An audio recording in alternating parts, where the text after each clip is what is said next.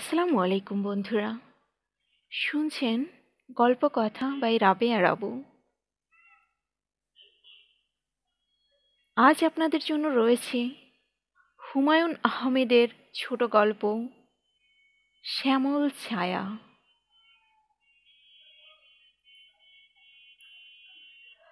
নৌকা ছাড়তেই ঝুপঝুপ করে বৃষ্টি পড়তে লাগলো।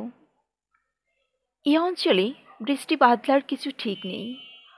কখন যে হুড়মুড়িয়ে বৃষ্টি নামবে, আবার কখন যে সব মেঘ কেটে গিয়ে আকাশ ঝকঝকে হয়ে উঠবে, কেউ বলতে পারে না।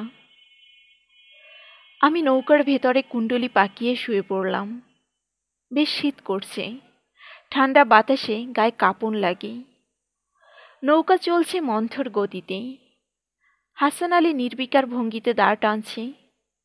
অত বড় নৌকা কি জন্যে নিয়েছে কে বলবে? পানসির মতো আকৃতি, দাঁড় টেনে একে নিয়ে যাওয়া কি সোজা কথা? এখন বাজছে 9টা। রাত 2টোর আগে রামদিয়া পৌঁছানো এ নৌকার কর্ম নয়। গুণ টেনে নিয়ে গেলে হয়তো হবে, কিন্তু গুণটা টানবে কে? আমি নেই এর মধ্যেই। বৃষ্টিতে ভিজে গুণের দড়ি নিয়ে দৌড়ানো আমাকে দিয়ে হবে না, সাপ কথা। বৃষ্টি দেখছি ক্রমেই বাড়ছে। বিলের মধ্যিখানে বৃষ্টির শব্দটা এমন অদ্ভুত লাগে, কেমন যেন মন খারাপ হয়ে যায়। মাঝে মাঝে আবার বাতাসে হ হ আওয়াজ হচ্ছে, পেঁচা ডাকার মতো। ভয় ধরে যায় শব্দ শুনে। ছেলেবেলায় একবার এরকম শব্দ শুনে এমন ভয় পেয়েছিলাম। মনসাবোতার বিলে মাঝি দিক ভুল করছে, চারদিকে সীমাহীন জল। বড়রা সবাই ভয় চেঁচামেচি করছে। তাদের হইচইয়ে ঘুম ভেঙে শুনেছি সেই বিচিত্র হ হ আওয়াজ। আজও সেই শব্দে ভয় ধরল। কি জানে কেন? আমি কি কোনো অমঙ্গলের আশঙ্কা করছি? কুটকুট করে মশার কামড় খাচ্ছি। এই বিলের মধ্যে আবার মশা কোত্থেকে আসে? হাত পা আর মুখে অল্প কিছু কেরোসিন তেল মেখে নিলে হতো। সবাই দেখি তাই করে। হুমায়ুন ভাইও করেন। মশার উৎপাত থেকে বাঁচা যায় তাহলে। কেরোসিন মাখতে ইচ্ছে হয় না আমার। কি জানি বাবা চামড়ার কোনো ক্ষতিই করে কিনা। হয়তো গালটাল ঝলসে কয়লা হয়ে পড়বে। এর চেয়ে মশার কামড় অনেক ভালো, 100 টাইমস বেটার। হুমায়ুন ভাইও দেখি আমার পাশে লম্বা হয়ে শুয়ে পড়েছেন। তার ধারণা আমি ঘুমিয়ে রয়েছি। মাথার নিচ থেকে নিঃশব্দে বালিশটা নিয়ে নিলেন। বেশ লোক যা হোক। মজিদ বা আনিস হলেই আমি গদাম করে একটা ঘুষিক মারতাম। পরিষ্কার একটা হাতের কাজ দেখতে পেত। চালাকি পেয়েছ না? বালিশ ছাড়া আমি শুয়ে থাকতে পারি না। অনেকেরে দেখি মাথার নিচে কিছু নেই, কিন্তু কেমন ভোস ভোস করে নাক ডাকায়। আমি পারি না। বৃষ্টির তো বড় বাড়াবাড়ি দেখছি। ঝড়টা এলে বিপদ। সাঁতার যা জানি তাতে 3 মিনিটের বেশি ভেসে থাকা যাবে না। নৌকা ডুবলে মার্বেলের গুলির মতো তলিয়ে যাওয়া ছাড়া গতি নেই। অবশ্যই সেটাও খুব একটা মন্দ ব্যাপার হবে না। হুমা, হাসি আসছে কি জন্যে বা? সবাইকে চমকে দিয়ে হেসে উঠব নাকি? হুমায়ুন ভাই দেখে উঠে বসেছেন। মশা কামড়াচ্ছে বোধ হয়, কিংবা কোনো কারণে ভয় লাগছে। ভয় পেলেই এরকম অস্থিরতা আসে।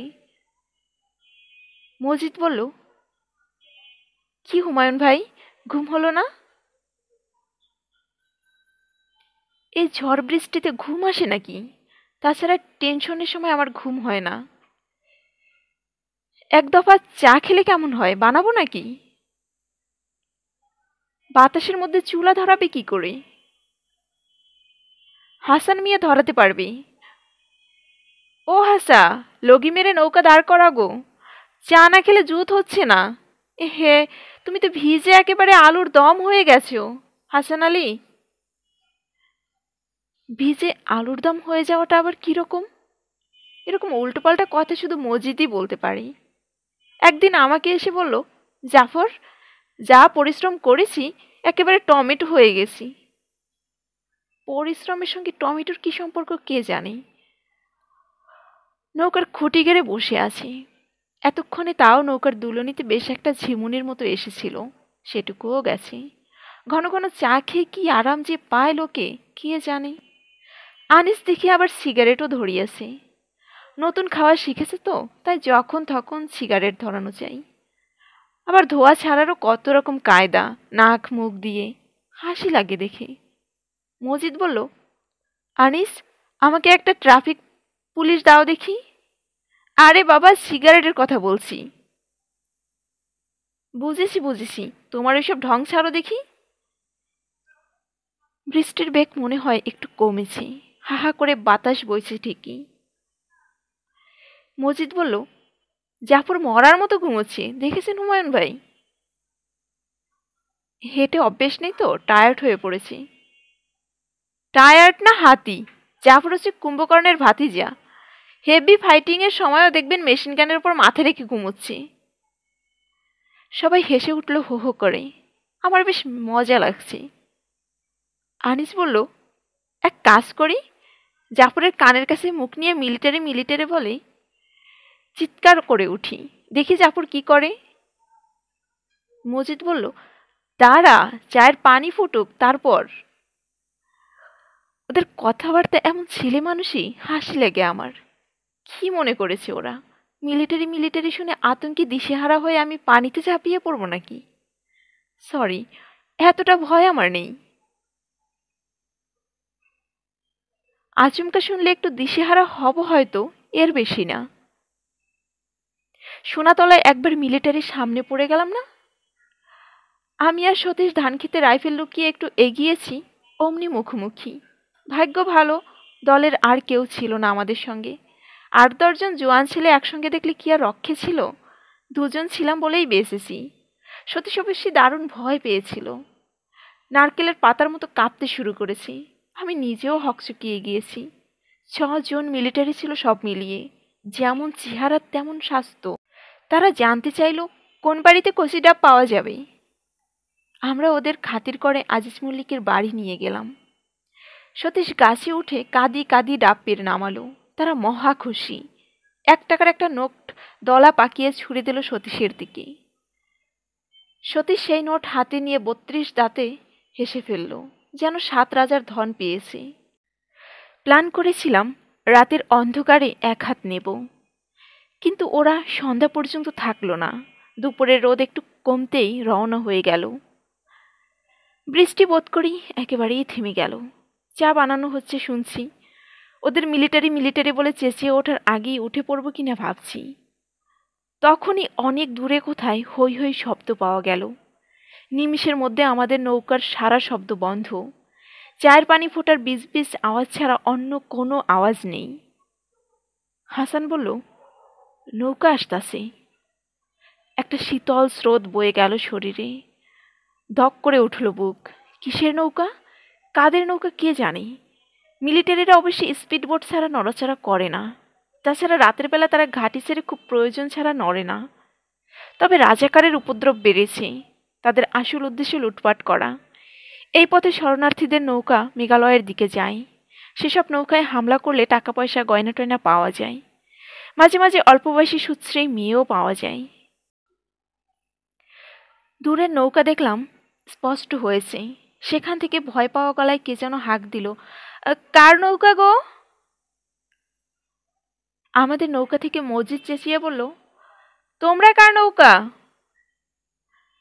ব্যাপারীর নৌকা, মাছ যায়।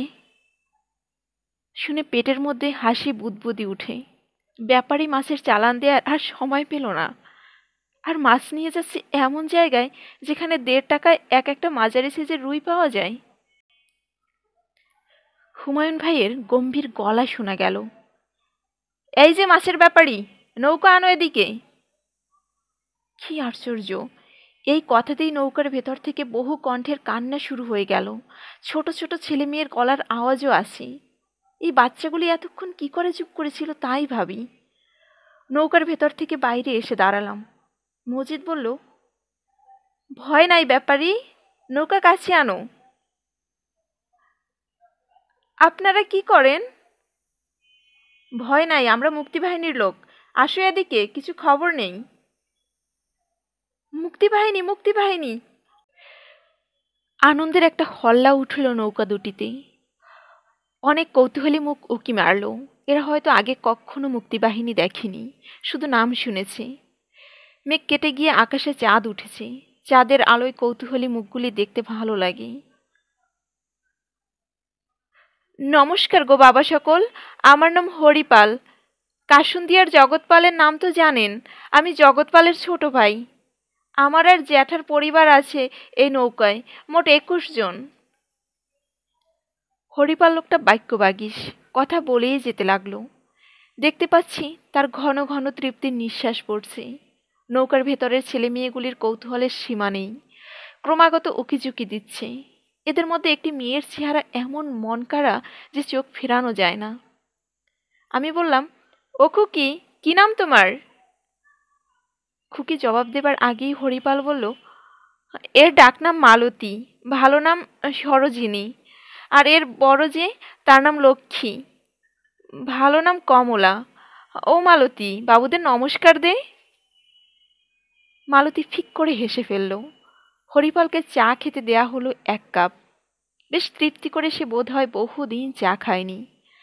খাওয়া শেষে ভোঁস করে কেঁদে ফেলল। তাদের কাছে আমাদের একটি মাত্র জিজ্ঞাসা ছিল, শিয়ালজানি খালের কোনো নৌকা বাঁধা দেখেছি কিনা। আমাদের একটি দল সেখানে থাকার কথা, কিন্তু হরিপাল বা হরিপালের মাঝি কেউই সে কথা বলতে পারল না। হাসান আলী নৌকা ছেড়ে দিল। ক্যাস ক্যাস শব্দে দাঁড় পড়ছে। হরিপালদের নৌকাকে পেছনে ফেলে এগোচ্ছি। হঠাৎ শুনলাম ইনিয়ে বিনিয়ে সে নৌকা থেকে কে একটা মেয়ে কাঁদছে। হয়তো তার স্বামী নিখোঁজ হয়েছে, হয়তো তার ছেলেটিকে বেঁধে নিয়ে গেছে রাজাকাররা। নিস্তব্ধ দিগন্ত, বিস্তৃত জলরাশি, আকাশে পরিষ্কার চাঁদ, এসবের সঙ্গে এই করুণ কান্না কিছুতেই মেলানো যায় না। শুধু শুধু মন খারাপ হয়ে যায়। 11টা বেজে গেছে। 2টোর আগে রামদিয়া পৌঁছানো অসম্ভব বলেই মনে হচ্ছে। অবশ্যই তা নিয়ে কাউকে খুব চিন্তিতও মনে হচ্ছে না। আনিস দেখি আরেকটা সিগারেট ধরিয়েছে। মজিদ লম্বা হয়ে শুয়ে পড়েছে। হাসান আলী নির্বিকার ভঙ্গিতে দাঁড় টানছে। আমি বললাম, হাসান আলী, 2টোর মধ্যে পৌঁছতে পারবো তো? হাসান আলী জবাব দিল না। বিচ্ছিরি স্বভাব তার। কিছু জিজ্ঞেস করলে ভান করবে যেন শুনতে পায়নি। যখন মনে করবে জবাব দেয়া প্রয়োজন, তখনই জবাব দেবে, তার আগে নয়। আমি আবার বললাম, কি মনে হয় হাসান আলী, 2টোর মধ্যে রামদিয়া পৌঁছবো? কোনো সারা শব্দ নেই। এই জাতীয় লোক নিয়ে চলাফেরা করা মুশকিল। আমি তো সহ্যও করতে পারি না। মাঝে মাঝে ইচ্ছে হয় রাইফেলের বাট দিয়ে মাথায় এক বাড়ি, হারামজাদা লোকটাকে। কিন্তু রাগ সামলাতে হয়, কারণ লোকটা দারুণ কাজের। এই অঞ্চলটা তার নখদর্পণে। নিকষ অন্ধকারের মাঝে মাঝে আমাদের এত সহজে এক জায়গা থেকে অন্য জায়গায় নিয়ে গিয়েছে যে মনে হয়েছে ব্যাটা বিড়ালের মতো অন্ধকারেও দেখতে পাই, খাটতে পারে যন্ত্রের মতো। সারা রাত নৌকা চালিয়ে কিছুমাত্র ক্লান্ত না হয়ে 20-30 মাইল হেঁটে মেরে দিতে পারে। আবু ভাই হাসান আলীর কথা উঠলেই বলতেন, দি জায়েন্ট। কিন্তু এই এক দোষ, মুখ খুলবে না। কিছু জিজ্ঞেস করলে শূন্য দৃষ্টিতে কিছুক্ষণ তাকিয়ে আবার নিজের কাজ করে যাবে। প্রথম প্রথম মনে হতো হয়তো কানে কম শুনি। ও আল্লাহ, শেষে দেখি 1 মাইল দূরের ঝিঝি পোকার ডাকটিও বুঝি তার কান এড়ায় না। কুড়ালখালির কাছে একবার আমাদের সমস্ত দলটি নৌকায় বসে। আবু ভাই সে সময় বেঁচে। তিনি এক ন্যাংটো বাবার গল্প করছেন। আমরা সবাই হো হো করে হাসছি। এমন সময় হাসান আলী বলল, লঞ্চ আসতাছে, উঠেন সবাই, পারে ওঠেন। আমরা কান পেতে আছি, কোথায় কি, বাতাসের হুশের শব্দ ছাড়া কোনো শব্দ নেই। আনিস বলল, যত সব বোগাস। তারপর কি কি হলো? আবু ভাই বললেন, গল্প পরে হবে, এখন উঠে পড়ো দেখি। হাসান আলী যখন শব্দ শুনেছেন তখন আর ভুল নেই। সেবার সত্যি সত্যি 2টি স্পিডবোট বাজারে এসে ভিড়েছিল। হাসান আলীর কথা না শুনলে গোটা দলটা মারা পড়তাম। আমার অবশ্যই সেরকম মৃত্যু ভয় নেই, তবু কে আর বেঘরে মরতে চাই। আমাদের মধ্যে মসজিদের ভয়টাই বোধ হয় সবচেয়ে বেশি। কোনো অপারেশনে যাওয়ার আগে কোরআন শরীফ চুমু খাওয়া, নফল নামাজ পড়া, ডান পা আগে ফেলা, 100 পদের ফ্যাকরা, গলায় ছোটোখাটো ঢোলের আকারের এক তাবিজ। কোনো পীর সাহেবের দেওয়া, যা সঙ্গে থাকলে অপঘাতে মরবার বিন্দু মাত্র আশঙ্কাও নেই, ভাবলেই হাসি পায়। এরকম ছেলে দলে নেওয়া ঠিক নয়, এতে অন্যদের মনের বল কমে যায়। তবে হ্যাঁ, আমি 100 বার স্বীকার করি, অপারেশন যখন শুরু হয় তখন মজিদের মাথা থাকে সবচেয়ে ঠান্ডা। এক তিল বেতাল নেই। আর এইম পেয়েছে কি 3টি গুলির মধ্যে 2টি গুলি যে টার্গেটে লাগবে এ নিয়ে আমি 1000 টাকা বাজি রাখতে পারি। আমাদের ট্রেনিং দেওয়াতে ইস্ট বেঙ্গল রেজিমেন্টের সুবেদার সুরজ মিয়া, আমরা ডাকতাম বুড্ডা ওস্তাদ। বুড্ডা ওস্তাদ প্রায়ই বলতেন, মজিদ ভাইয়ের হাত সোনা দিয়ে বাঁধিয়ে দেব। আহ, কি হাত, কি নিশানা, জিতারাহ। মজিদের মতো ছেলের এতটা ভয় থাকা ঠিক কি? মজিদ যদি এরকম ভয় পায় তো আমরা কি করি? এক রাত্রে ঘুম ভেঙে দেখি সে হাউমাউ করে কাঁদছে। আমি হতভম্ব। জিজ্ঞেস করলাম, কি হয়েছে মজিদ? কিছু হয় নাই।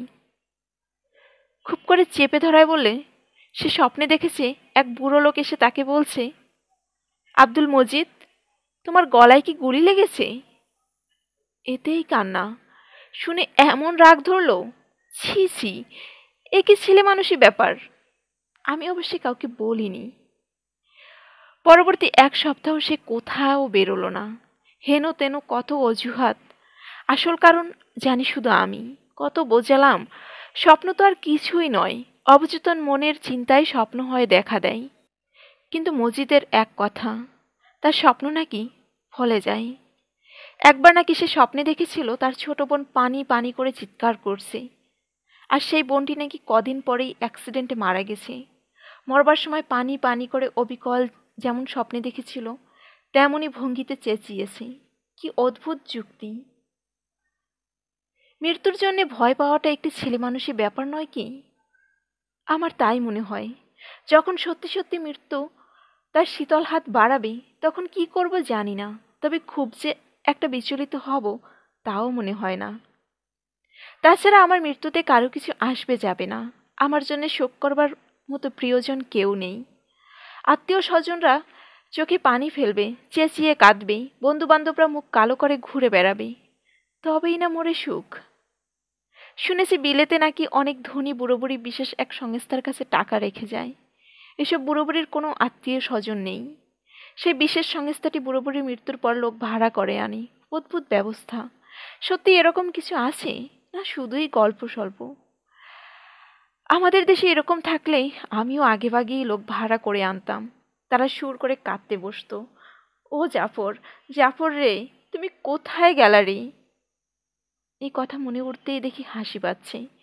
আমি সশব্দে হেসে উঠলাম। আনিস বলল, কি হয়েছে এত হাসি?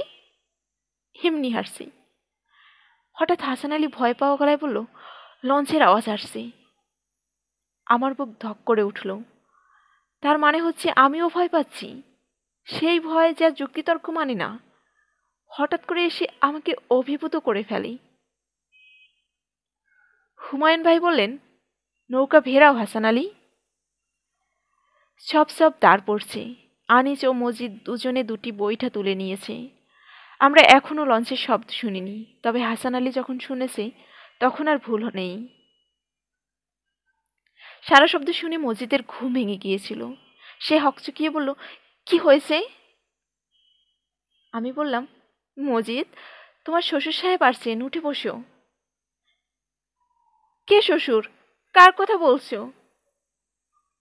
হুমায়ুন ভাই বিরক্ত হয়ে বললেন, তামাশা রাখো জাফর। হাসান আলী এখনো শুনতে পাচ্ছ? হাসান আলী অনেকক্ষণ চুপ করে রইল, তারপর হাসি মুখে বলল, না, আর শব্দ পাই না। খবর পাওয়া গেছে এই অঞ্চলে কিছুদিন ধরেই একটি স্পিডবোট ঘুরে বেড়াচ্ছে। বর্ষার পানিতে খালবিলগুলি যে একটু ভরাট হয়েছে অমনি নামিয়েছে স্পিডবোট। নৌকা করে আমাদের আরও এগিয়ে যাওয়া ঠিক হবে কিনা বুঝতে পারছি না। অবশ্যই রামদিয়া পর্যন্ত কিভাবে যাব তা ঠিক করবে হাসান আলী। আমাদের রাত 2টোর আগে রামদিয়া পৌঁছে দেওয়ার দায়িত্ব হচ্ছে তার। হাসান আলী বলল, হাঁটা পথে যাওন লাগবো। অল্প কিছু প্যাক কাদা আছে, কিন্তু উপায় আর কি? মজিদ বলল, কয় মাইল পথ? 8-9 মাইল। আমার শিয়ালের মতো খিদে লেগেছে, হাঁটা মুশকিল। আনিস বলল, শিয়ালের মতো খিদেটা কিরকম জিনিস? অর্থাৎ মুরগি খেতে ইচ্ছে হচ্ছে। মজিদ হো হো করে হেসে ফেলল। নৌকা থেকে বেরিয়ে এসে দেখি চাঁদ ডুবে গেছে, কিন্তু খুব পরিষ্কার আকাশ, অসংখ্য তারা ঝিকমিক করছে, নক্ষত্রের আলোয় আবছাভাবে সব নজরে আসে। আনিস বলল, 10 মাইল হাঁটা সহজ কর্ম না। হুমায়ুন ভাই অনুমতি দিলে আরেক দফা চা হোক, কি বলেন? বেশ তো, চা চড়াও। হাসান আলী, আদা আছে তোমার কাছে? একটু আদা চা হোক, গলাটা খুসখুস করছে। জাফর, তুমিও খাবে নাকি হাফ কাপ? না, চা খেলে ঘুম হয় না আমার। ঘুমোবার অবসরটা পাচ্ছ কই? ঘুমোবার অবসর সত্যি নেই, তবু অভ্যেসটা তো আছে। হুমায়ুন ভাই দেখি নৌকার ছাদে উঠে বসেছেন, গুনগুন করছেন নিজ মনে। কোন গানটা টিউন করছেন কে জানে, ঠিক ধরতে পারছি না। আহ, চমৎকার লাগছে, আড়াল থেকে শুনতে বেশ লাগে। অনুরোধ করতে গেলেই সেরেছে, গাইবেন না কিছুতেই। তার কাছ থেকে গান শুনবার সবচেয়ে ভালো উপায় হচ্ছে এমন একটা ভাব দেখানো যে তিনি কি করছেন তার দিকে তোমার একটুও নজর নেই। হ্যাঁ, এইবার গান শোনা যাচ্ছে। শ্যামল ছায়া নাইবা গেলে, নানা নাইবা গেলে। নানা বলবার সময় বেশ কায়দা করে গলা ভাঙছে তো, শুনতে খুব ভালো লাগছে। শান্ত হয়ে আছে বিল, বিলের পানি দেখাচ্ছে কালো আয়নার মতো। কালো আয়নাটা আবার কি, কি জানি কি, তবে কালো আয়নার কথা মনে হয়। আকাশে অসংখ্য তারা উঠেছে, তারাগুলি জলে ছায়া পড়া উচিত। কি আশ্চর্য, ছায়া পড়ছে না তো। আকাশে যখন খুব তারা ওঠে তখন নাকি দেশে অকাল আসে। মজিদ বলল, সাংঘাতিক খিদে লেগেছে, খালি পেটে চা খাওয়াটা কি ঠিক? হুমায়ুন ভাই গান থামিয়ে বললেন, খালি পেটে চা না খেতে চাইলে গোটা 2 ডিগবাজি খেয়ে নাও মজিদ, এছাড়া আর তো কোনো খাদ্যদ্রব্য নেই। আনিস আবার এই শুনে ফ্যাঁ ফ্যাঁ করে হাসতে শুরু করছে। এর মধ্যে এত হাসির কি আছে? হুমায়ুন ভাই আবার গুনগুন শুরু করছেন। তার বোধহয় মন টন বিশেষ ভালো নেই, কারোর সঙ্গে কথাবার্তা বলছেন না। এমনি তিনি অবশ্যই খুব ফুর্তিবাজ ছেলে। আমার উপর রাগ করছেন কি? আজ ভোরে তার সঙ্গে আমার খানিকটা মন কষাকষি হয়েছে, কিন্তু আমি অন্যায় কিছু বলিনি। শুধু বলেছি মেথিকা আন্দার এ অপারেশনের দায়িত্ব হুমায়ুন ভাইয়ের নিয়ে কাজ নেই। এতে কি মনে করেছেন তিনি? তার প্রতি আস্থা নেই আমার? তিনি ঠিকই মনে করেছেন। এমন দুর্বল লোকের এরকম অ্যাসাইনমেন্টের নেতৃত্ব পাওয়া ঠিক নয়। কিন্তু আমাদের সাবসেক্টর সেকেন্ড ইন কমান্ড কি মনে করে এটা করলেন কে জানে। দালাল হাজি মারার ব্যাপারটাই দেখি না কেন। এ লোক কম করে হলেও গোটা 30 মানুষ মারিয়েছে, হিন্দুদের ঘরবাড়ি জ্বালিয়ে একাকার করেছে, মিলিটারি ক্যাপ্টেনের পিছে পিছে কুকুরের মতো ঘুরে বেরিয়েছে। সে যখন হলদিয়ার বাজারে ধরা পড়ল আমাদের হাতে, আমি বললাম গাছের সঙ্গে বেঁধে বেয়োনেট দিয়ে শেষ করে দিই। গ্রামের লোকদের একটা শিক্ষা হোক, ভবিষ্যতে আর কেউ দালালি করবার সাহস পাবে না। হুমায়ুন ভাই মাথা নাড়েন, ক্যাম্পে নিয়ে যেতে চান অ্যারেস্ট করে। পাগল নাকি? সে শেষ পর্যন্ত গুলি করে মারতে হলো। হুমায়ুন ভাই সেই দৃশ্যও দেখবেন না, তিনি নদীর পাড়ে চুপচাপ বসে রইলেন। আরে বাবা, তুমি তো মেয়ে মানুষ নও, নাচতে নেমেছ, এখন আবার ঘোমটা কিসের? You have to be cruel only to be kind, Abu ভাই বলতেন সব সময়। আহ, মানুষের মতো মানুষ ছিলেন আবু ভাই। আবু ভাইয়ের লাশ নিয়ে যখন আসলো তখন বড্ড ইচ্ছে হচ্ছিল তার পায়ে চুমু খাই। আবু ভাইয়ের মতো মানুষগুলি এত অল্প আয়ু নিয়ে আসে কেন? যুদ্ধ শেষ হলে আবু ভাইয়ের মেয়েটিকে দেখতে যাব, তাকে কোলে নিয়ে বলবো। কি বলবো তাকে? হুমায়ুন ভাই দেখি উত্তেজিত হয়ে নেমে আসছেন ছাদ থেকে। কি ব্যাপার?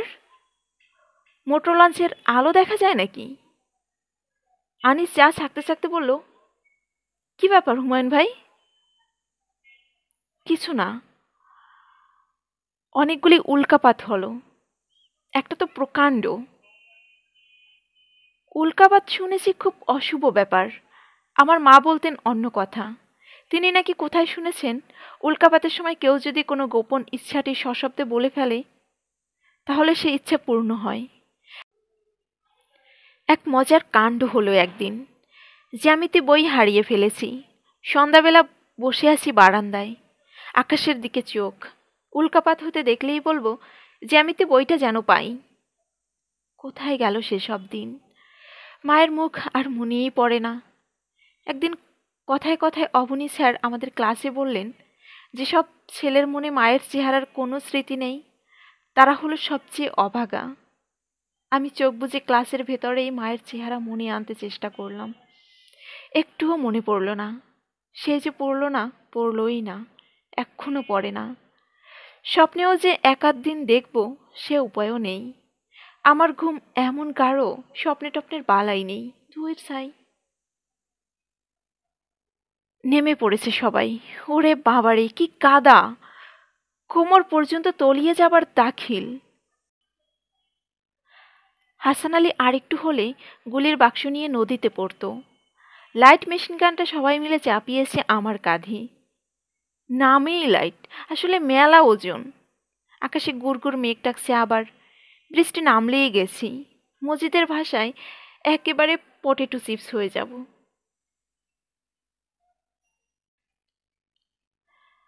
শুরু থেকে এতক্ষণ আবু জাফর শামসুদ্দিনের জবানিতে পড়ছিলাম। এখন হুমায়ুন আহমেদের জবানিতে পড়ব। আজ সারাটা দিন আমার মন খারাপ ছিল।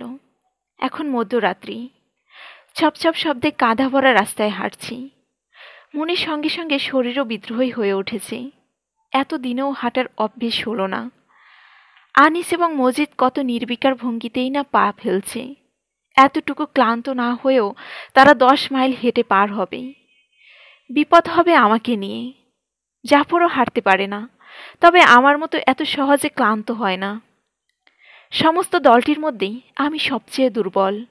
শরীরের দিক দিয়েও তো বটেই, মনের দিক থেকেও। তবু আজকের জন্যে আমি কমান্ডার। কমান্ডার শব্দটা শুনতে বড় গেঁয়ো। অধিপতি বা দলপতি হলে মানাতো। না, আমি তেমন বাংলা প্রেমিক নই। 21শে ফেব্রুয়ারিতে ইংরেজি সাইনবোর্ড ভাঙার ব্যাপার আমার কাছে খুব হাস্যকর মনে হয়। যে কোনো জিনিসের বাড়াবাড়ি আমাকে পীড়া দেয়। আর সেজন্যেই যুদ্ধে এসেছি। 1 মাইলও হাঁটিনি, এর মধ্যেই পা ভারী হয়ে এসেছি। কি মুশকিল, নিঃশ্বাস পড়ছে ঘন ঘন। শার্ট ভিজে গিয়েছে ঘামে। ঢাকা থেকে ভাই বোন বাবা মা সবাইকে নিয়ে এক নাগাড়ে 30 মাইল হেঁটে পৌঁছেছিলাম মির্জাপুর। কি কষ্ট, কি কষ্ট! নিজের জন্য কিচ্ছু নয়। জড়িও পরীর দিকে তাকানো যাচ্ছিল না। পরীর ফর্সা মুখ নীল বর্ণ হয়ে গিয়েছিল। আমাদের সঙ্গে অনেকেই হাঁটছিলেন। কাফেলার মতো ব্যাপার। একবার হুশ করে সুখী মানুষেরা গাড়ি নিয়ে উড়ে বেরিয়ে যাচ্ছে। আমরা তাকিয়ে তাকিয়ে দেখছি। এমন হৃদয়বান কাউকে কি পাওয়া যাবে যে আমাদের একটুখানি লিফট দেবে? দুঃসময় সবাই হৃদয়হীন হয়ে পড়ে। আমাদের সঙ্গে একজন গর্ভবতী মহিলা ক্লান্ত পায়ে হাঁটছিলেন। তিনি ক্রমাগতই পিছিয়ে পড়ছিলেন। ভদ্রমহিলার স্বামী তা দেখে রেগে আগুন। রাগী গলায় বললেন, টুকুস টুকুস করে হাঁটছিস যে? তোমার জন্যে আমি মরব নাকি? এই দীর্ঘ পথে কত কথাবার্তা হয়েছে কতজনের মধ্যেই, কত অশ্রুবর্ষণ, কত তামাশা, কিছুই আজ আর মনে নেই। কিন্তু ওই স্বামী বেচারার কথাগুলি এখনো কাটার মতো বুকে বিঁধে আছে। গর্ভবতী মহিলার শোকাহত চোখ এখনো চোখে ভাসে। রাস্তাতেই পরীর হুহুক করে জ্বর উঠে গেল। আমি বললাম, কোলে উঠবি পরী? পরীর কি লজ্জা, ক্লাস 10-এ পড়ে মেয়ে, দাদার কোলে উঠবে কি? পরী অপ্রকৃতিস্থের মতো পা ফেলে হাঁটতেই থাকলো। তার হাত ধরে ধরে চলছি আমি। ঘামে ভেজা গরম হাত, আর কি তুলতুলে নরম। পরীর হাতটা যে এত নরম তা আগে কখনো জানিনি। জরির হাত ভীষণ খসখসে, অনেকটা পুরুষালী, কিন্তু পরীর হাত কি নরম, কি নরম! মির্জাপুরের কাছাকাছি এসেই পরী নেতিয়ে পড়ল। জড়িয়ে জড়িয়ে বলল, আমার ঘুম পাচ্ছে। বমি করতে লাগলো ঘন ঘন। বাবা একেবারে দিশেহারা হয়ে পড়লেন। কোথায় ডাক্তার, কোথায় কি? এর মধ্যে গুজব রটে গিয়েছে ঢাকা থেকে ইস্টবেঙ্গল রেজিমেন্টের একদল জওয়ানকে মিলিটারিরা এই দিকেই তাড়া করে আনছে। চারদিকে ছুটোছুটি, চিৎকার, আতঙ্ক। মা এবং জরি বেকুল হয়ে কাঁদছে। বাবা যাকেই পাচ্ছেন তাকেই জিজ্ঞেস করছেন, কিছু মনে করবেন না, আপনি কি ডাক্তার? ডাক্তার পাওয়া যায়নি, কিন্তু এক ভদ্রলোক দয়াপরবশ হয়ে তার ট্রাকে আমাদের টাঙ্গাইল পৌঁছে দিলেন। টাঙ্গাইল পৌঁছলাম শুক্রবার সন্ধ্যায়। পরে মারা গেল রোববার রাতে। সন্ধেবেলাতে কথা বলল ভালো মানুষের মতো। বারবার বলল, কোনো মতে দাদার বাড়ি পৌঁছতে পারলে আর ভয় নেই, তাই না বাবা? পরীর মৃত্যু তো কিছুই নয়। কত কুৎসিত মৃত্যু হয়েছে চারপাশে। মৃত্যু এসেছে সীমাহীন বিভৎসতার মধ্যে। কত অসংখ্য অসহায় মানুষ প্রিয়জনের এক ফোঁটা চোখের জল দেখে মরতে পারেনি। মরবার আগে তাদের কপালে কোনো স্নেহময় কোমল করে স্পর্শ পড়েনি। অনেক মধ্যরাত্রিতে যখন অতল স্পর্শী ক্লান্তি আমাকে আচ্ছন্ন করে ফেলে, তখন মনে হয় আমার হাত ধরে টুকটুক করে পা ফেলে পরি হাঁটছে। যে জানত পশুশক্তির ভয় পরি ছোট ছোট পা ফেলে ৩০ মাইল হেঁটে গেছে। আমার সমস্ত ক্ষমতা ও শক্তি তার বিরুদ্ধে। আমি রাজনীতি বুঝি না, স্বাধীনতা নিয়ে সেরকম মাথাও ঘামাই না। শুধু বুঝি ওদের শিক্ষা দিতে হবে। জাফর প্রায়ই বলে, হুমায়ুন ভাই ইচ্ছে করে চোখ বুজে থাকেন। হয়তো থাকি, তাতে ক্ষতি কিছু নেই। আমি কি আমার দায়িত্ব পালন করিনি জাফর? মনে মনে এই কথা বলে আমি একটু হাসলাম। জাফরের সঙ্গে আজ ভোরে আমার খানিকটা মন কষাকষি হয়েছে। সে চাচ্ছিল আজকের এই অ্যাসাইনমেন্টের নেতৃত্ব যেন আসলাম পায়। জানি না এর পিছনে সত্যিকার কারণটি কি। দলপতির প্রতি আস্থা না থাকা বড় বিপজ্জনক। মুশকিল হচ্ছে আমরা রেগুলার আর্মির লোকজন নই। আনুগত্য হলো একটা অভ্যাস, যা দীর্ঘদিনের ট্রেনিং। এর ফলে মজ্জাগত হয়। রেগুলার আর্মির একজন অফিসারের অনুচিত হুকুমও সেপাইরা বিনা দ্বিধায় মেনে নেবে। কিন্তু আমার হুকুম নিয়ে তারা চিন্তা ভাবনা করবে। পছন্দ না হলে কৈফিয়ত পর্যন্ত তলব করে বসবে। কাজেই আমার প্রথম কাজ ছিল দলের লোকের আস্থা অর্জন করা, বুঝিয়ে দেওয়া যে আমার উপর নির্ভর করা যেতে পারে। কিন্তু আমি তা পারিনি। কাপুরুষ হিসেবে মার্কা মারা হয়ে গেছি। যদিও তারা সবসময় হুমায়ুন ভাই করে, এবং সবাই হয়তো একটু শ্রদ্ধাও করে, কিন্তু সে শ্রদ্ধা একজন যোদ্ধা হিসেবে নয়। আমার প্রথম ভুল হলো আমি হাজী সাহেবের মৃত্যুতে সায় দিতে পারিনি। লোকটার নৃশংসতা সম্বন্ধে আমার কোনো সন্দেহ ছিল না।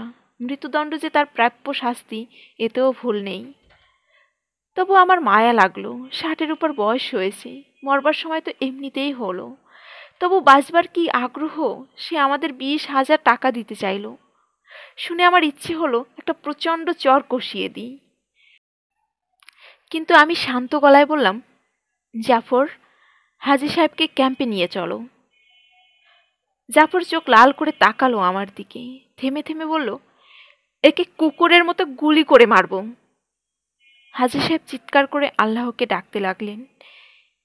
এই তিনিই যখন মিলিটারি দিয়ে লোকজন মারিয়েছেন, তখন সেই লোকগুলি নিশ্চয়ই আল্লাহকে ডেকেছিল। আল্লাহ তাদের যেমন রক্ষা করেননি, হাজী সাহেবের বেলায়ও তাই হলো। হাজী সাহেব অপ্রকৃতিস্থ চোখে তাকিয়ে মৃত্যুর প্রস্তুতি দেখতে লাগলেন। জাফর একসময় বলল, তবা টবা যা করবার করে নেন, দোয়া কালাম পড়েন হাজী সাহেব। আর তখন হাজী সাহেব চিৎকার করে তার মাকে ডাকতে লাগলেন, ও মাইজি গো, মাইজি গো। কতকাল আগে হয়তো এই মহিলা মারা গেছেন। সেই মহিলাটিকে হাজী সাহেব হয়তো ভুলেই গিয়েছিলেন। আজ রাইফেলের কালো নলের সামনে দাঁড়িয়ে আবার তার কথা মনে পড়ল। আল্লাহর নাম চাপা পড়ে গেল। এক অখ্যাত গ্রাম্য মহিলা এসে দাঁড়ালেন সেখানে। আমি পিছিয়ে পড়েছিলাম। আনিস বলল, রাইফেলটা আমার কাছে দিন হুমায়ুন ভাই। আমি একটু লজ্জা পেয়ে গেলাম। জাফর এবং হাসান আলী ডিস্ট্রিক্ট বোর্ডের উঁচু সড়কে উঠে পড়েছে। বেশ কিছুদূর এগিয়ে রয়েছে তারা। দ্রুত পা চালাচ্ছি। উঁচু সড়কে উঠে পড়তে পারলে হাঁটা অনেক সহজ হবে। পরিষ্কার রাস্তা, জল কাদা নেই। এখান থেকেই আমরা সরাসরি গ্রামের ভিতর দিয়ে চলব। আমি উঠে আসতেই মজিদ বলল, যোগ ধরেছে নাকি দেখেন ভালো করে। আনিসের পা থেকে 3টি যোগ সরানো হয়েছে। একটা রক্ত খেয়ে একেবারে কোলবালিশ হয়ে গিয়েছিল। হাসান আলী টর্চ ঘুরিয়ে ঘুরিয়ে পায়ের উপর ফেলতে লাগলো। না, যোগটোক নেই, তবে শামুকে লেগে পা অল্প কেটেছে, জ্বালা করছে। মজিদ বলল, একটু রেস্ট নিই, মালগাড়ির মতো টায়ার্ড হয়ে গেছি। দেখি আনিস, একটা সিগারেট। আনিস সিগারেটের প্যাকেট খুলল। হাসান আলীও হাত বাড়িয়ে সিগারেট নিল। সে আমাদের সামনে খাবে না, তাই একটু সরে গেল। আনিস বলল, আপনিও নিন একটা হুমায়ুন ভাই। সিগারেট টানলে আমার জিভ জ্বালা করে। নিকোটিন জিভের উপর জমা হয় হয়তো, তবু নিলাম একটা। আমাদের এখন সাহস দরকার। আগুনের স্পর্শে সে সাহস দেবে হয়তো। দিয়াশলাই সবে জ্বালিয়েছি, অমনি বাঁশবনের অন্ধকার থেকে কুকুর ডাকতে লাগলো। তার পরপরই একটি ভয়ার্ত চিৎকার শোনা গেল, কেডা ওইখানে, কেডা? কথা কয় না লোকটা, কেডা গো?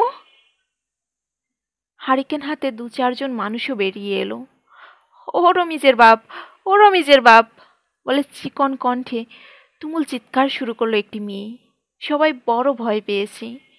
এর মধ্যে অল্প বয়সী একটি শিশু তার স্বরে কাঁদতে শুরু করলো। মজিদের উচ্চ কণ্ঠ শোনা গেল, ভয় নাই, আমরা। তোমরা কেডা? আমরা মুক্তিবাহিনীর লোক। কিছুক্ষণের মধ্যেই আমাদের চারপাশে ভিড় জমে উঠল। হারিকেন হাতে ভয় কাতর লোকগুলি ঘিরে দাঁড়ালো আমাদের। অস্পষ্ট আলোয় রাইফেলের কালো নল চিকচিক করছে। আমরা তাদের সামনে অষ্টম আশ্চর্যের মতো দাঁড়িয়ে আছি। মিয়া সাবরা, একটু পান্তা মুখ খাইবেন? না। আপনারা এত রাতেও জাগা কারণ কি? বড় ডাকাইতের উপদ্রব, ঘুমাইতাম পারি না, জায়গা বইয়া থাকি। এইদিকে মিলিটারি আসছিল? জি না, তা রাজাকার আইছিল 2বার। রমেশ মালাকাররে বাইন্দে লইয়া গেল, গয়লাপাড়া পুরাই দিছে। রাজাকারদের কেউ খাতির যত্ন করছিল নাকি? জি না, জি না। এই গ্রামের কেউ রাজাকারে নাম লেখাইছে? লোকগুলি চুপ করে রইল। জাফর ধমকে উঠল, বলো ঠিক করে। একজন গেছে, কি করব মিয়া সাব, পেটে ভাত নাই, পুলাপান্ডি কান্দে। আমি বললাম, দেরি হয়ে যাচ্ছে, চলো হাঁটা দিই। আনিসের বোধহয় কিছু কথা বলবার ইচ্ছে ছিল। সে অপ্রসন্ন ভঙ্গিতে হাঁটতে শুরু করলো। আনিসের এই স্বভাব আমি লক্ষ্য করেছি। মানুষের সপ্রশংস চোখ তার ভারী প্রিয়। যখনই আমাদের ঘিরে কিছু কৌতূহলী মানুষ জড়ো হয়, তখনই সে খুব ব্যস্ত হয়ে এলএমজির ব্যারেল নাড়তে থাকে বা খামোখাই গুলির কেসটা খুলে ফেলে। কেউ কিছু জিজ্ঞেস করলে এমন একটা ভঙ্গি করে যেন ভারী বিরক্ত হয়েছে। বক্তৃতা দিতেও তার খুব উৎসাহ। দেশের এই দুর্দিনে আমাদের কি করা উচিত এ সম্বন্ধে তার সারগর্ভ ভাষণ তৈরি। টেপ রেকর্ডারের মতো চালু করে দিলেই হলো। গ্রামে গ্রামে প্রতিরক্ষা বাহিনী গঠন করতে হবে, চোর ডাকাত দালাল নির্মূল করতে হবে, দখলদার বাহিনীর দাঁত ভাঙা জবাব দিতে হবে, ইত্যাদি ইত্যাদি। বক্তৃতা শেষে কিছুক্ষণ চুপচাপ থেকে বিকট সুরে চেঁচিয়ে ওঠে, জয় বাংলা, জয় বঙ্গবন্ধু।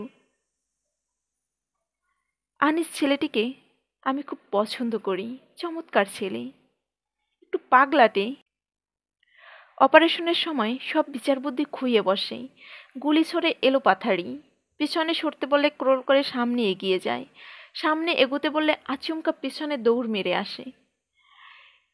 মেথিকান্দায় প্রথম অপারেশনে গিয়েছি। আমাদের বলে দেওয়া হয়েছে একেবারে ফাঁকা ক্যাম্প। 4 জন পশ্চিম পাকিস্তানি রেঞ্জার আর গোটা 15 রাজাকার ছাড়া আর কেউ নেই।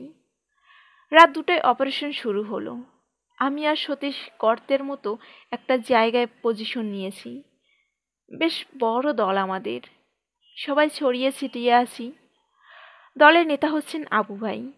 কথা আছে পশ্চিম দিক থেকে আবু ভাই প্রথম গুলি চালাতে শুরু করবেন, তারপরেই মাথা নিচু করে খালের ভেতর দিয়ে চলে আসবেন আমাদের কাছে। আমরা সবাই পূর্ব দিকে বসে আছি। আনিস আর রমজান উত্তরে একটা মাটির ডিবির আড়ালে চমৎকার পজিশন নিয়েছে। রমজান খুব ভালো মেশিন গানার। বসে আছি তো আছি, আবু ভাইয়ের গুলির কোনো লক্ষণই দেখি না। সবাই অধৈর্য হয়ে উঠেছি। আচমকা আমাদের উপর ঝাঁকে ঝাঁকে গুলি বর্ষণ হতে লাগলো। আমরা হতবুদ্ধি। অবশ্যই সবারই পজিশন ভালো, গায়ে গুলি লাগবার প্রশ্নই ওঠে না। তবু একদল ভয় পেয়ে পালিয়ে গেল, আর তারপরই মর্টারের গোলাবর্ষণ হতে লাগলো। আমাদের দিকে সবাই চুপচাপ, হতভম্ব হয়ে গিয়েছি। রমজান মিয়া এই সময় উঁচু গলায় চেঁচিয়ে উঠল, কেউ ভয় পাবেন না, কেউ ভয় পাবেন না। তার পরপরই রমজান মিয়ার মেশিন গানের ক্যাটক্যাট শব্দ শোনা যেতে লাগলো। সতীশকে বললাম, শুরু করো দেখি, আল্লাহ ভরসা। আর তখনই মর্টারের গোলা এসে পড়ল। বারুদের গন্ধ ও ধোঁয়ায় চারদিক আচ্ছন্ন হয়ে গেল। ধোঁয়া পরিষ্কার হতেই দেখি আমি আনিসের কাঁধে শুয়ে। আনিস প্রাণপণে দৌড়াচ্ছে। সবাই যখন পালিয়েছে, সে তখন জীবন তুচ্ছ করে খোঁজ নিতে এসেছে আমার। মেথিকান্দা সে যুদ্ধে আমাদের 4 জন ছেলে মারা গেল। রমজান মিয়ার মতো দুর্ধর্ষ যোদ্ধা হারালাম। গুলি লেগে আবু ভাইয়ের ডান হাতের 2টি আঙ্গুল উড়ে গেল। আবু ভাই তারপর একেবারে ক্ষেপে গেলেন। 5 দিন পরই আবার দল নিয়ে এলেন মেথিকান্দায়। সেবারও 2টি ছেলে মারা গেল। 3য় দফায় আবার এলেন, সেবারও তাই হলো। মিলিটারিরা ততদিনে মেথিকান্দাকে দুর্ভেদ্য দুর্গে পরিণত করিয়েছে। চারিদিকে বড় বড় বাংকার, রাত দিন কড়া পাহারা। গুজব রটে গেল মেথিকান্দা মুক্তিবাহিনীর মৃত্যুকূপ। সতীশ বলতো, যদি বলেন তাহলে গভর্নর হাউসে বোমা মেরে আসবো, কিন্তু মেথিকান্দায় যাব না, ওরে বাপরে। কিন্তু আবু ভাইয়ের মুখে অন্য কথা। মেথিকান্দা আমি কবজা করব, যদি না পারি তাহলে গু খাই।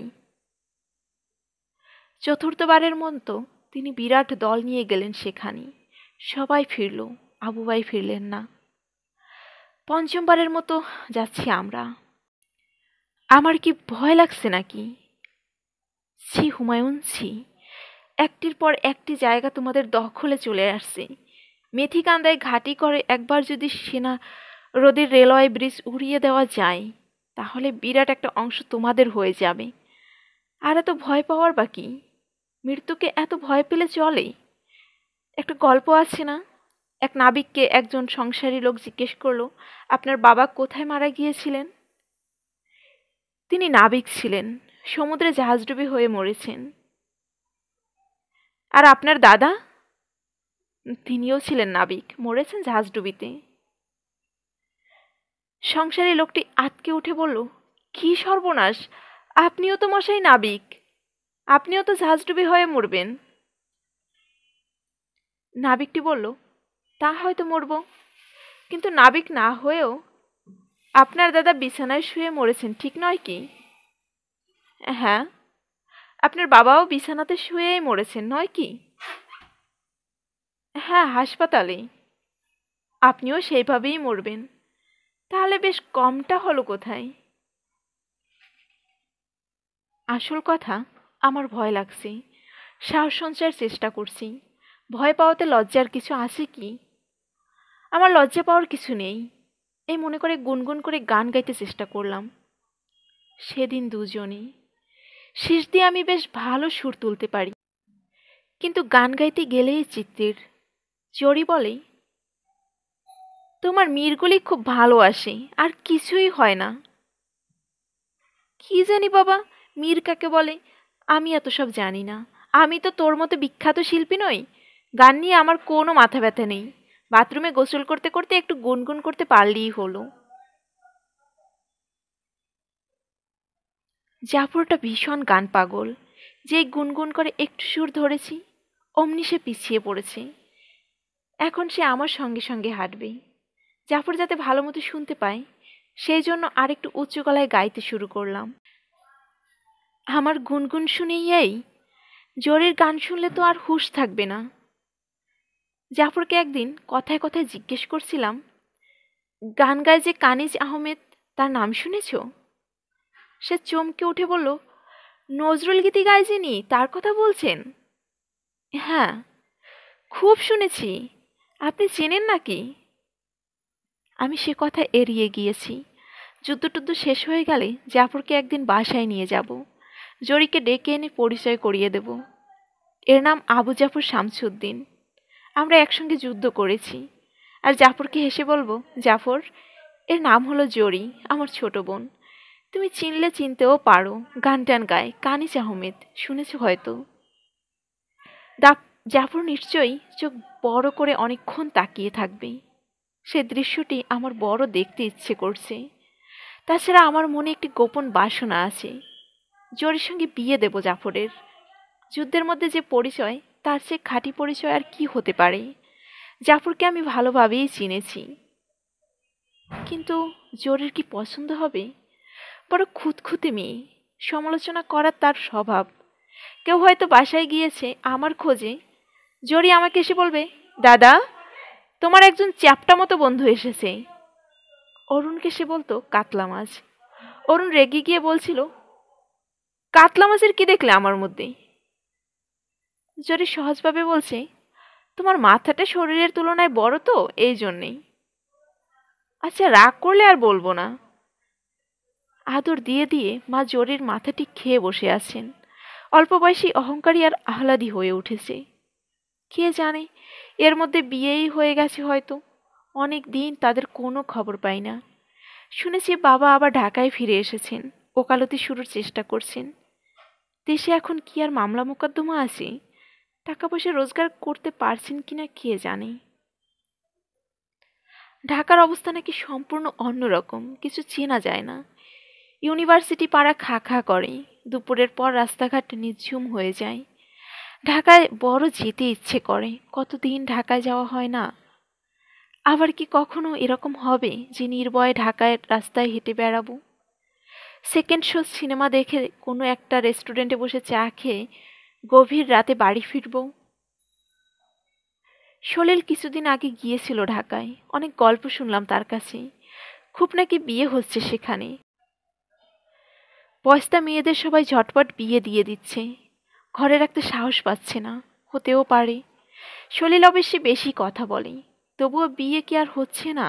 বিয়ে হচ্ছে, নতুন শিশুরা জন্মাচ্ছে, মানুষজন হাট বাজার করছে, জীবন হচ্ছে বহতা নদী। একই আবু ভাইয়ের মতো ফিলোসফি শুরু করলাম দেখি। আবু ভাই কথায় কথায় হাসাতেন, আবার তার ফাঁকে ফাঁকে এত সহজভাবে এমন সব সিরিয়াস কথা বলে যেতেন, আশ্চর্য। আবু ভাই তার অসংখ্য ভক্ত রেখে গেছেন, যারা তাকে দীর্ঘদিন মনে রাখবে। এই বা কম কি? একদিন হন্তদন্ত হয়ে দৌড়ে এলেন আবু ভাই, দারুণ খুশি খুশি চেহারা, মাথায় লম্বা চুল ঝাঁকিয়ে বললেন, হুমায়ুন, গুড নিউজ আছে, মিষ্টি খেতে চাও কিনা বলো? চাই চাই, ভেরি গুড নিউজটা পরশু শোনাবো, মিষ্টি জোগাড় করো আগে, তারপর পরশু সন্ধ্যায় সবাইকে মিষ্টি খাওয়াবো। সেই গুড নিউজটি শোনা হয়নি। দারুণ ব্যস্ততা শুরু হলো হঠাৎ, ছড়িয়ে ছিটিয়ে পড়লাম সবাই, এবং সবশেষে আবু ভাই গেলেন মেথিকান্দা। আবু ভাইয়ের লাশ হাসান আলী বয়ে এনেছিল। বিশেষ কোনো কথাবার্তা বলেনি, হাউমাউ করে কাঁদেও নি। অর্থাৎ সবাই সেদিন বুঝেছিলাম হাসান আলীর মন ভেঙে গেছে। মজিদ ডাকল, পা চালিয়ে হুমায়ুন ভাই, আপনি বারবার পিছিয়ে পড়ছেন। হাসান আলী দেখি হন হন করে এগিয়ে চলছে। এত চুপচাপ থাকে কেন লোকটা?